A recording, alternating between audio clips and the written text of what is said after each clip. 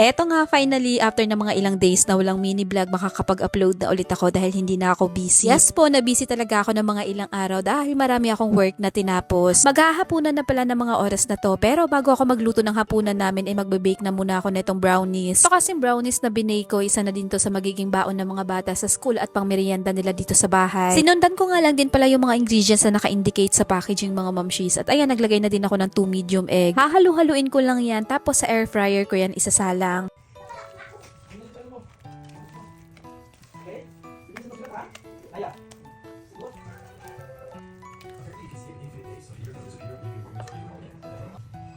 Inash ko lang din pala ng oil etong glass para hindi dumikit yung brownies na iluluto natin dito.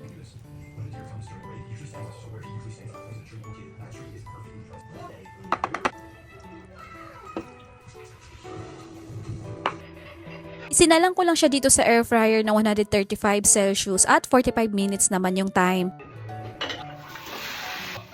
After ko nga ring maisalang yung brownies, ayan, mag-umpisa na rin ako magluto ng ulam namin sa hapunan. Pork adobo sa gata na nga rin yung naisip kong ulamin namin mga mamshis kasi bawal sa malansa yung asawa ko ng mga araw na yan. Kagat kasi siya ng pusa naming maliit kaya naman ayun, nagpa-vaccine nga siya para makasigurado. At ayan, ginisa ko lang nga rin pala ng maigi yung pork para mas magmantika pa siya lalo. Para naman din may lasa na itong pork natin kaya naman naglagay na ako ng konting patis tapos naglagay na din ako dyan ng paminta.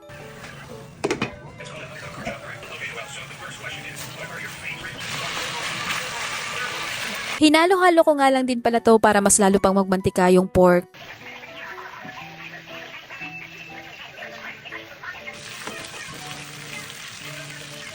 At ayan na nga, dahil medyo toasted na yung pork tapos marami na siyang mantika kaya naman magigisa na ako ng bawang dito pati na nga rin sibuyas. Hahalu-haluin ko nga lang din ulit yan hanggang mag-aroma yung bawang at sibuyas tapos tsaka naman ako maglalagay ng panimpla.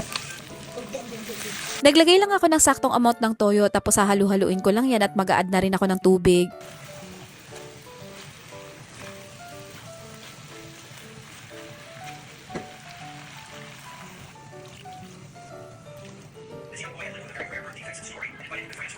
Tatakpan ko lang pala to hanggang lumambot yung pork tapos luto na nga rin pala itong brownies natin.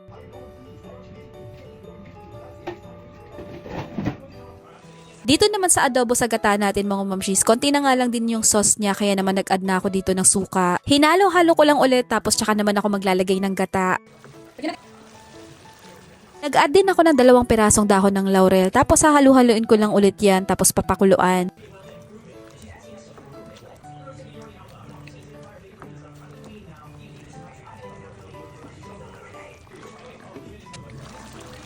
Okay na to mga mamshis, luto na siya at sobrang bango niya talaga kaya naman kakain na kami.